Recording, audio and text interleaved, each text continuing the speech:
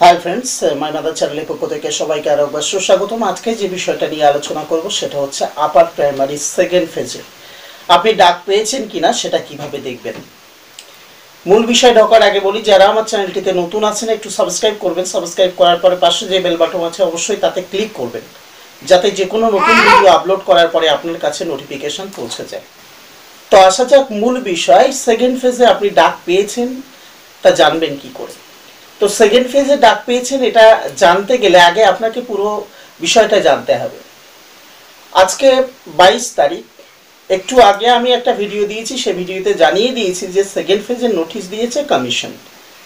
সেই কমিশনে কি বলা হয়েছে, 22/2/2019 তারিখে, আজকের তারিখে কমিশন নোটিশ দিয়ে জানিয়েছে যে আগামী মার্চ মাসের 6 তারিখ থেকে সেকেন্ড ফেজ ভেরিফিকেশন শুরু হবে। অর্থাৎ ফার্স্ট ফেজ ভেরিফিকেশন অলরেডি হয়ে গেছে, এবার সেকেন্ড ফেজ ভেরিফিকেশন শুরু হবে, এটা কিন্তু কমিশন জানিয়ে দিয়েছে। সেকেন্ড ফেজে যেসব ক্যান্ডিডেট ডাক পেয়েছেন বা ডাক পাবে তা আপনারা কিভাবে জানবেন, তার একমাত্র পথ হচ্ছে 28 তারিখ, অর্থাৎ ফেব্রুয়ারি মাসের 28 তারিখে, অর্থাৎ আসছে যে 28 তারিখ, সেই 28 তারিখে কিন্তু আপনি জানতে পারবেন যে আপনি সেকেন্ড ফেজে ডাক পেয়েছেন কি পাননি। যারা এখন প্রশ্ন করছেন যে আমি কি করে জানবো বা সেকেন্ড ফেজ কি বেরিয়ে গেছে, যারা এই প্রশ্নগুলো বলছেন তাদের বলবো যে একটু ধৈর্য ধরুন। 28 তারিখে কিন্তু আপনার নাম আপনি ওয়েবসাইটে সন্ধ্যাবেলার দিকে পেয়ে যাবেন, অর্থাৎ টেনশনের কোনো কারণ নেই। আপনাদের যে প্রস্তুতি নেওয়া সেটা নিতে শুরু করে দিন। আর ইন্টিমেশন লেটার এবং তার সঙ্গে সঙ্গে যেটা হচ্ছে অনলাইন ফর্ম, এগুলো ডাউনলোড করবেন আপনি 2রা মার্চ থেকে। ডেটগুলো লিখে রাখুন, কাজে দেবে। 2রা মার্চ থেকে কিন্তু ইন্টিমেশন লেটার এবং আপনার অনলাইন যে ফর্ম সেগুলো কিন্তু আপনি ডাউনলোড করতে পারবেন। সেটা হচ্ছে মার্চ মাসের 2 তারিখ থেকে।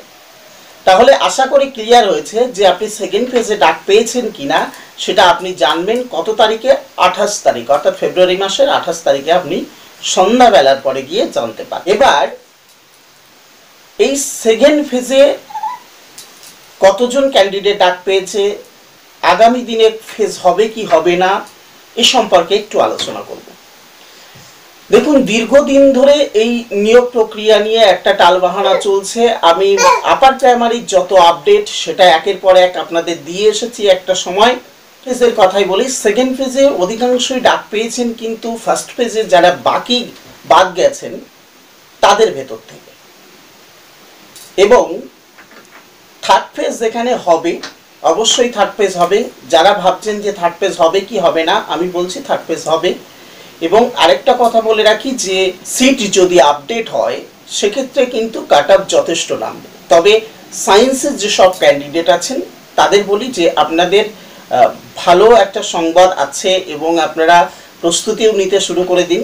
আপনাদের যথেষ্ট কাট অফ নামবে। এবং নন ট্রেন্ড, বিশেষ করে সায়েন্স গ্রুপে কিন্তু নন ট্রেন্ড ডাক পাবেন, এবং আরও কিছু কিছু সাবজেক্ট আছে। তবে বাংলায় নন ট্রেন্ড ডাক পাবেন কিনা এটা নিয়ে একটা সন্দেহ আছে, কিন্তু কিছু কিছু সাবজেক্টে নন ট্রেন্ড ডাক পাবেন। বিশেষ করে সায়েন্সে কিন্তু নন ট্রেন্ডরা ডাক পাচ্ছেন, অর্থাৎ টেনশন নেই। এবং কাট অফ যাদের অন্তত 72 উপরে আছে এখনো পর্যন্ত, বিশেষ করে জেনারেল, ওবিসি, বিএ, এদের কথা বলবো, তাদের আশা করি খুব ভালো একটা সংবাদ আসবে এবং কাট অফ যথেষ্ট নামবে। আর আবারও বলছি, তো এর সঙ্গে সঙ্গে বলবো যে থার্ড পেজ, ফোর্থ পেজ হবে কি না অনেকে আবার জিজ্ঞাসা করতে পারেন। সেক্ষেত্রে বলি যে এটা আপডেট হয় তাহলে নিশ্চয়ই ফোর্থ পেজ হওয়ার একটা সম্ভাবনা আছে। তো আপডেট হলে তো ফোর্থ পেজ কি, তারপরে গিয়ে আরও ফেজও হয়তো হতে পারে, কিন্তু এখনো পর্যন্ত আমি শিওর বলবো না। এবং সিট কতটা বাড়ছে এটা কিন্তু আমাদের দেখার, আদৌ কি বাড়াচ্ছে সেটা কিন্তু এখনো প্রশ্ন চিহ্নের ভেতরে। এখনো কিন্তু এই বিষয়টা ক্লিয়ার করেনি কমিশন।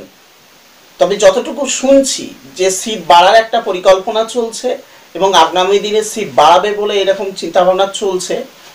তো এইটা নিয়ে বলে রাখবো যে একটু ওয়েট করুন, নির্দিষ্ট সংবাদ পেলে নিশ্চয়ই জানাবো, এবং যেটা জেনুইন সংবাদ সেটাই জানানোর চেষ্টা করব। কারণ যেহেতু আগামী দিনে সকলের একটা টেনশন বা সকলের একটা আশায় বুক বেঁধে আছেন, ফলে আলতো ফালতো বা জেনুইন সংবাদ না নিয়ে আর খুব তাড়াতাড়ি আপডেটে আসবো না। এমনি নর্মালি আপডেটগুলো দিতে থাকবো, যেমন পাবো তেমন দিতে থাকবো, কিন্তু বিশেষ করে সিট বাড়ার সম্পর্কে যদি কোনো ভালো তথ্য পাই নিশ্চয়ই আমি আপডেট নিয়ে আসব। এবং এর সঙ্গে অন্যান্য যেসব বিষয়গুলো আছে সেটা হচ্ছে 11-12-এর থার্ড কাউন্সিলিংয়ের বিষয়টা এবং 9-10-এর থার্ড কাউন্সিলিংয়ের বিষয়টা, এই বিষয়গুলো নিয়ে কিন্তু অনেকে আমাকে জিজ্ঞাসা করছেন।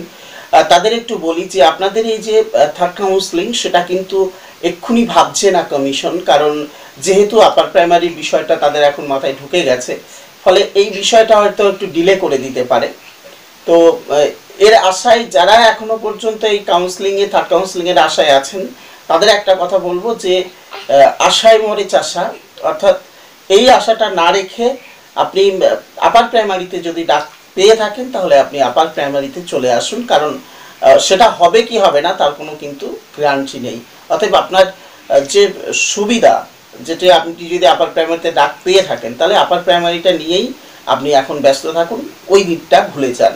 আশা করি তাহলে আপনার আখেরে আপনার ভালো হবে, আপনার পরিবারের ভালো হবে, এটুকু বলতে পারি।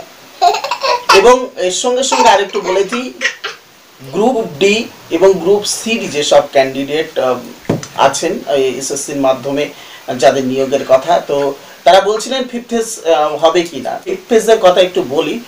ফিফথ ফেজের হওয়ার একটা কথা হয়তো হালকা শুনছি, কিন্তু এখনো পর্যন্ত কনফার্ম নই, কিছু সিট আছে বাকি, এটুকু বলা হচ্ছে।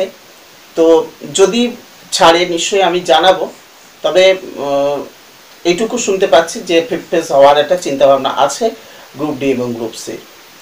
তো আশা করি যেসব ক্যান্ডিডেট এতদিন জানতে চেয়েছিলেন তারা উত্তরটা পেয়ে। সমস্ত কিছু নিয়ে ছিল আজকের এইটুকু। আবার নতুন কোনো ভিডিও নিয়ে নতুন কোনো কথা নিয়ে নিশ্চয়ই দেখা হবে। ততক্ষণে সবাই সুস্থ থাকুন, ভালো থাকুন, বেস্ট অফ লাক।